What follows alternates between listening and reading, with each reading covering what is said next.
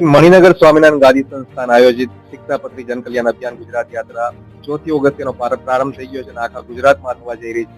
ગુજરાતના ગામો ગામ, ગ્રામીણ વિસ્તારથી લઈને શહેરોની સ્કૂલ, કોલેજીસ અમે કવર કરવાના છે. અમારા મણિનગર ગાદી સંસ્થાનના બાપા આચાર્ય શ્રી જીતેન્દ્ર પ્રિયદાસજી સ્વામીજી મહારાજની પ્રેરણાથી આ કાર્ય થઈ રહ્યું છે. શિક્ષાપત્રીને જ્યારે 200 વર્ષ પૂરા થાય છે એ નિમિત્તે આ કાર્યક્રમ અમે આખા ગુજરાતમાં લઈને જઈ રહ્યા છીએ લોકોને જાગૃતતા માટે. અને જે અત્યારે યુથ આડા રસ્તે જઈ રહ્યું છે, ખાસ કરીને અમે એને ટાર્ગેટ કરી રહ્યા છીએ, કારણ કે આપણું યુથ, આપણા યુવાનો આપણા દેશનું ભવિષ્ય છે. અમે કોશિશ કરીએ છીએ બધી જગ્યાએ જઈને અમને રિક્વેસ્ટ કરીએ છીએ, વિનંતી કરીએ છીએ. નાનકડું અમે સ્કીટ રેડી કર્યું છે 8 મિનિટનું. ગામો ગામ જઈને, સ્કૂલોમાં જઈને અમે પરફોર્મ કરીએ છીએ. અને જેટલી પણ જગ્યા ગયા છે લોકોનો ખૂબ સારો પ્રતિસાદ મળી રહ્યો છે અને લોકો પ્રતિજ્ઞા લઈ રહ્યા છે કે અમે ક્યારેય પણ વ્યસન નહીં કરીએ, ખરાબ આચરણ નહીં કરીએ, ખરાબ સંગત નહીં કરીએ અને કોઈ પણ ઓનલાઈન ગેમિંગ સટ્ટાનો અમે ભોગ નહીં બનીએ.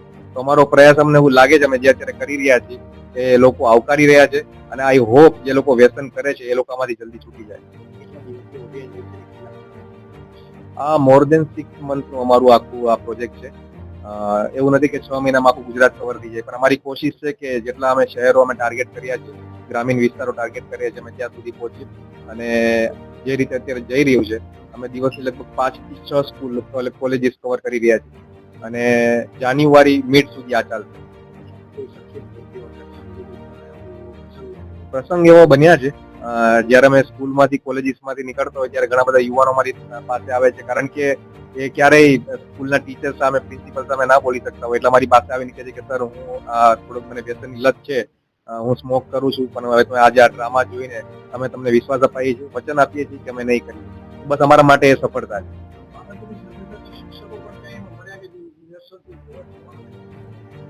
લગભગ તો બધા શિક્ષકો જેટલા મળ્યા છે ખૂબ ડિસિપ્લિન લાગ્યા અમને, પણ 1-2 જગ્યાએ એવા બી કિસ્સા આવ્યા કે સર અમારી સ્કૂલમાં આવજો, અમારા શિક્ષકો માટે બી આ વસ્તુ જરાક કરજો. અમને એવું લાગી રહ્યું છે કે એ લોકો લગભગ એ લોકો પણ વ્યસનની લત લાગી છે એમને, એ પણ છૂટી જાય આમાંથી, તો એમના માટે બી ખાસ કરજો. તો હું તો તમામ લોકોને બસ રિક્વેસ્ટ કરવા માંગુ છું કે આપ એનો ભોગ ના બનતા, કારણ કે તમને જોઈને કોઈ બીજા શીખતા હોય છે. અને અમે તો હંમેશા બધાને એ જ કહીએ છીએ કે વ્યસન કરવા વાળો માણસ ખરાબ નથી હોતો, એને ખરાબ નજરથી ના જોવો. એમને એક ખરાબ આદત પડી ગઈ છે, ખરાબ લત લાગી ગઈ છે. આપણે સૌને વિનંતી કરવાની છે કે તમે વ્યસન છોડી દો અને બસ આમાંથી નીકળી જાઓ.